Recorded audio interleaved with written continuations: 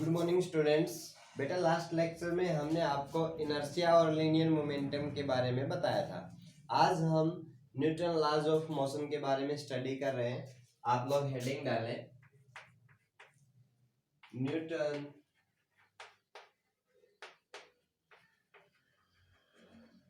Laws of motion. देखो आप सभी को पता है, हमने बताया भी था कि न्यूटन सर ने मोशन से रिलेटेड 3 लॉ दिए हैं। ठीक है, तो जो फर्स्ट लॉ है न्यूटन का वो लिखे, first law. According to Newton first law of motion, an object remains in state of rest or uniform motion if an external force does not applied on it। यानी कि ये ला कहता है कि अगर कोई ऑब्जेक्ट रेस्ट में है तो रेस्ट में रहेगा, और अगर कोई ऑब्जेक्ट यूनिफॉर्म मोशन में है यानी कि एक कांस्टेंट स्पीड से मूव कर रहा है तो वो एक कांस्टेंट स्पीड से मूव करता रहेगा जब तक उसके ऊपर कोई एक्सटर्नल फोर्स नहीं लगेगा। ठीक है, तो ये था हमारा Newton first law of motion. आपको पता है न्यूटन जो फर्स्ट लॉ ऑफ मोशन है ये बेसिक इनर्शिया को डिफाइन करता है। इसके बाद आता है हमारे पास Newton second law of motion.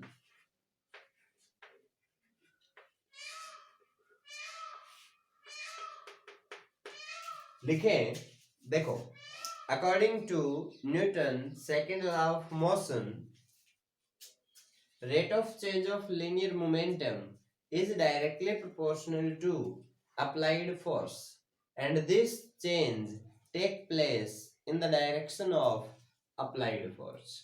ठीक है, ये कहता है कि भाई जो लीनियर मोमेंटम का जो रेट चेंज होने का जो रेट है, यानी कि लीनियर मोमेंटम किस रेट से चेंज होगा, ये डिपेंड करता है कि आपने फोर्स कितना लगाया। अगर आपने फोर्स ज्यादा लगा दिया तो लीनियर मोमेंटम बहुत तेजी से जो है इंक्रीज होगा। अगर आपने फोर्स कम लगाया तो लीनियर मोमेंटम जो है वो धीरे धीरे इंक्रीज होगा, उसका जो इंक्रीज होने का जो रेट है वो स्लो होगा। ठीक है, यानी न्यूटन सेकंड लॉ कहता है कि rate of change of linear momentum is directly proportional to applied force. Clear? अब हमें पता है जब आप ये डायरेक्टली प्रोपोर्शनल का साइन हटाएंगे तो यहां पर कांस्टेंट लगा देंगे के। अभी के क्या है? Proportionality constant. अब यहां से आपको पता है कि as linear momentum is equals to product of mass and velocity, then we can write d by dt of mass into velocity which is equals to k into f। यहां से mass constant है उसको हमने बाहर ले लिया, then dv by dt which is equals to k f। अब यहां से ये जो है, क्लियर, dv है आपके पास change in small change in velocity,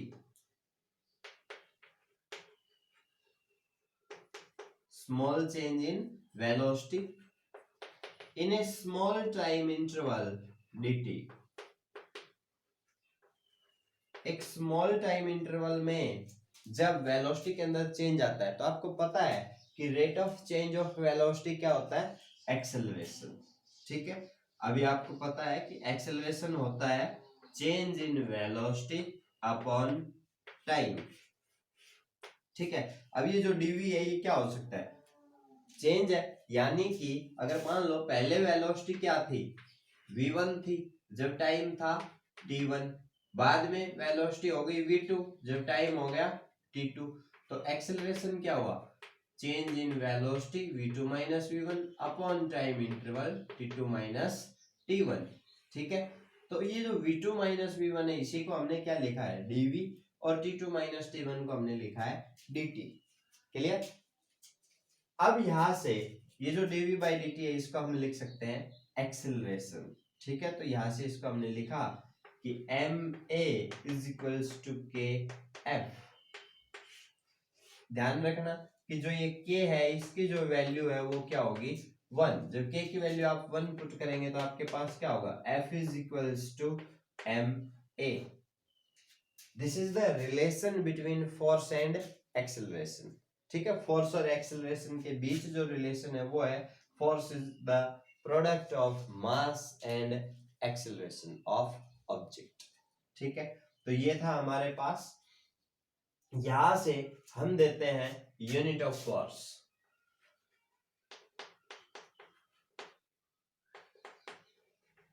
basic जो है फोर्स की दो टाइप की यूनिट होंगी, एक होगी एब्सोल्यूट यूनिट, एक होगी ग्रेविटेशनल यूनिट। फर्क समझना दोनों में। देखो भाई, एब्सोल्यूट यूनिट क्या होती है? एब्सोल्यूट यूनिट दो है हमारे पास। पहली है न्यूटन,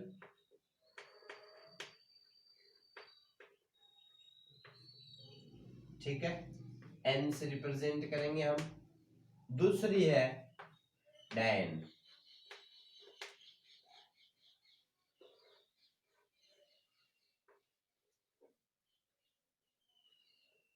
क्लियर? अभी यहां से डायन को हम सिंपल डायन ही लिखते हैं। तो यहां से एक न्यूटन जो फोर्स है वो क्या होता है, यहां से देखिए, अगर हमारे पास, अब हमें पता है कि फोर्स क्या होता है, F is equals to ma। अगर मान लीजिए कि ऑब्जेक्ट का मास कितना है 1 kg और ऑब्जेक्ट का एक्सेलरेशन कितना हुआ 1 मीटर पर सेकेंड स्क्वायर। ठीक है, तो हम कहेंगे कि हमने उसके ऊपर कितना फोर्स लगाया 1 न्यूटन। आप लिखिए 1 न्यूटन। फोर्स के एब्सोल्यूट यूनिट दो है, न्यूटन एंड डायन। न्यूटन के लिए लिखिए, if a force is applied on an object of mass 1 kg and object accelerate with an acceleration 1 meter per second square, then force acting on object is called 1 newton। यानी कि अगर एक object है जिसका मास है 1 kg और मैं उस ऑब्जेक्ट को धक्का मारूं, पुश करूं या पुल करूं, और ऑब्जेक्ट के अंदर जो एक्सेलरेशन प्रोड्यूस हो वो कितना हो 1 मीटर पर सेकेंड स्क्वायर, तो हम कहेंगे कि हमने जो फोर्स लगाया वो कितना है 1 न्यूटन है। दूसरा वन डायन। वन डायन क्या होता है कि अगर मान लीजिए आपके पास जो मास है वो है 1 ग्राम, क्लियर, और ऑब्जेक्ट के अंदर जो एक्सेलरेशन प्रोड्यूस होता है वो होता है 1 metre per second square. Clear? 1 centimetre, 1 centimetre per second square. तो हम कहेंगे कि ऑब्जेक्ट के अंदर जो फोर्स लगा है वो कितना है 1 डायन। यानी कि एक जो डायन है आप इसको लिखेंगे 1 dyne is equals to 1 gram centimetre per second square. Clear? एक न्यूटन को हम क्या लिख सकते हैं 1 kilogram metre per second square. ठीक है, 1 डायन क्या है, अगर आपने एक ऑब्जेक्ट जिसका मास है 1 ग्राम उसके ऊपर फोर्स लगाया और उस ऑब्जेक्ट के अंदर एक्सेलरेशन प्रोड्यूस हुआ 1 सेंटीमीटर पर सेकेंड स्क्वायर, तो हम कहेंगे हमने जो फोर्स लगाया वो कितना है 1 डायन। अभी यहाँ पर एक छोटा सा टॉपिक और आता है, रिलेशन बिटवीन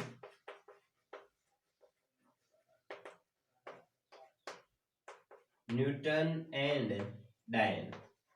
न्यूटन और डायन के बीच एक रिलेशन होता है, वो क्या होता है देखिए। अभी आपको पता है कि 1 Newton is equals to 1 kilogram into 1 metre per second square.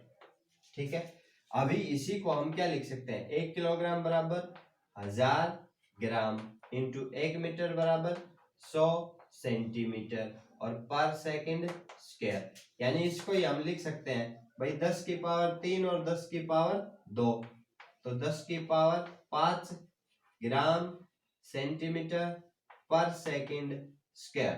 तो यहाँ से हम लिख सकते हैं, अब ये जो ग्राम सेंटीमीटर पर सेकेंड स्क्वायर है ये क्या था, डाइन, यानी हम कह सकते हैं कि 1 Newton is equals to 10⁵ dyne. 1 Newton के अंदर 10⁵, 1 न्यूटन के अंदर 10⁵ डाइन होते हैं। ठीक है, तो ये रिलेशन है। इसके बाद आती है gravitational unit. Gravitational unit basic क्या होती है कि एक तो होता है 1 किलोग्राम वेट फोर्स, एक तो ये है 1 किलोग्राम वेट फोर्स, दूसरा है 1 ग्राम वेट फोर्स। फर्क समझिए क्या है। देखो ग्रेविटेशनल की बात अगर आ रही है तो सिंपल सी बात है कि जो एक्सेलरेशन होगा वो होगा एक्सेलरेशन ड्यू टू ग्रेविटी। यहाँ पर आपने देखा कि हम एक्सेलरेशन लेकर चल रहे हैं 1 metre per second square, 1 centimetre per second square. इसके अंदर ग्रेविटेशनल यूनिट में जो एक्सेलरेशन है वो होगा एक्सेलरेशन ड्यू टू ग्रेविटी, और जिसकी वैल्यू होती है 9.8 मीटर पर सेकेंड स्क्वायर। अब आप उसको 9.8 मीटर पर सेकेंड स्क्वायर भी बोल सकते हैं या 980 सेंटीमीटर, भाई मीटर को हमने सेंटीमीटर में कन्वर्ट कर लिया तो 980 सेंटीमीटर पर सेकेंड स्क्वायर भी बोल सकते हैं।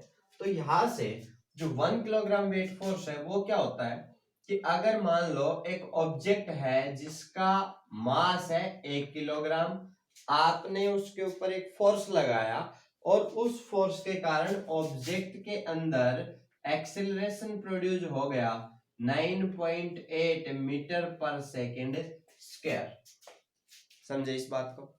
भाई एक ऑब्जेक्ट था जिसका मास था 1 किलो, मैंने उसके ऊपर फोर्स लगाया और उस ऑब्जेक्ट के अंदर एक्सेलरेशन प्रोड्यूस हो गया। वो किस एक्सेलरेशन से मूव करने लगा, 9.8 मीटर पर सेकेंड स्क्वायर। तो मैं कहूंगा कि मैंने जो फोर्स लगाया वो कितना है, 1 किलोग्राम वेट फोर्स। आप डेफिनेशन लिखें, 1 kilogram weight force is that much force which when applied on an object of mass 1 kg, then object start accelerating with an acceleration of 9.8 metre per second square. दूसरा लिखें 1 gram weight force. 1 gram weight force क्या होता है कि अगर मान लीजिए हमारे पास एक ऑब्जेक्ट है जिसका मास है 1 ग्राम और हम उस 1 ग्राम के ऑब्जेक्ट पर कुछ फोर्स लगाते हैं और उस फोर्स के कारण ऑब्जेक्ट के अंदर जो एक्सेलरेशन प्रोड्यूस हुआ वो है 980 सेंटीमीटर पर सेकेंड स्क्वायर। तो हम कहेंगे कि हमने जो फोर्स लगाया वो कितना है, 1 ग्राम वेट फोर्स। यानी आप डेफिनेशन लिखें, 1 gram weight force is that much force which when applied on an object of mass 1 gram, then object start accelerating with an acceleration of 980 centimetre per second square. ठीक है, तो ये थे हमारे gravitational unit, दो बताए, 1 kilogram weight force और 1 gram weight force. इसके बाद आता है न्यूटन का थर्ड लॉ ऑफ मोशन। ठीक है, जैसा कि आपने डेली जो अपनी लाइफ है, डेली लाइफ में हम एक बात सुनते हैं कि जैसा करोगे वैसा भरोगे। ठीक है, यानी कि जैसा आप करेंगे वैसा ही आपको फल मिलेगा। ठीक है, तो यही न्यूटन का थर्ड लॉ है, यानी कि जैसा आप एक्शन करेंगे वैसा आपको रिएक्शन मिलेगा। ठीक है, तो यहां से हम देखते हैं, आप डेफिनेशन लिखें, Newton third law of motion.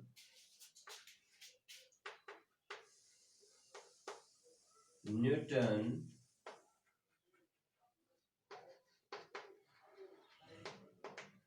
Third law of motion.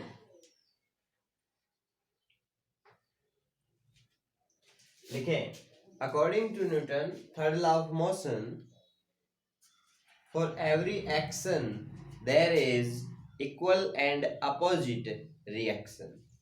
ठीक है, यानी हर एक एक्शन के लिए इक्वल एंड अपोजिट रिएक्शन होता है। जैसे कि अगर मान लीजिए एक ऑब्जेक्ट है, आप उसके ऊपर 5 न्यूटन फोर्स लगाते हैं। ठीक है, तो ऑब्जेक्ट या तो उस फोर्स के डायरेक्शन में मूव कर जाएगा, या फिर अगर मान लीजिए जैसे कि यहां पर हमने एक ऑब्जेक्ट रखा यहाँ एक हमने ऑब्जेक्ट रखा हुआ है, ठीक है, और इस ऑब्जेक्ट के ऊपर फ्रिक्शन लग रहा है बैक डायरेक्शन में, कितना 5 न्यूटन। आपने इस ऑब्जेक्ट के ऊपर आगे की तरफ फोर्स लगा दिया 5 न्यूटन, तो ये जो ऑब्जेक्ट है ये क्या करेगा, आगे की तरफ मूव नहीं करेगा, क्योंकि इस ऑब्जेक्ट पर जितना एक्शन हम लगा रहे हैं उसके बराबर जो है इसके ऊपर रिएक्शन ऑलरेडी एग्जिस्ट हो रहा है, ठीक है। तो नेट फोर्स क्या हो गया, 0 हो गया। तो ये कुछ आज के टॉपिक थे न्यूटन लॉज से रिलेटेड। कल हम जो है इसी चैप्टर को आगे बढ़ाएंगे और Newton second law of motion के ऊपर बेस, जैसे ये जो हमने आज फॉर्मूला ड्राइव किया है इस पर बेस कुछ न्यूमेरिकल्स ट्राई करेंगे। Okay, thank you, keep study, thank you.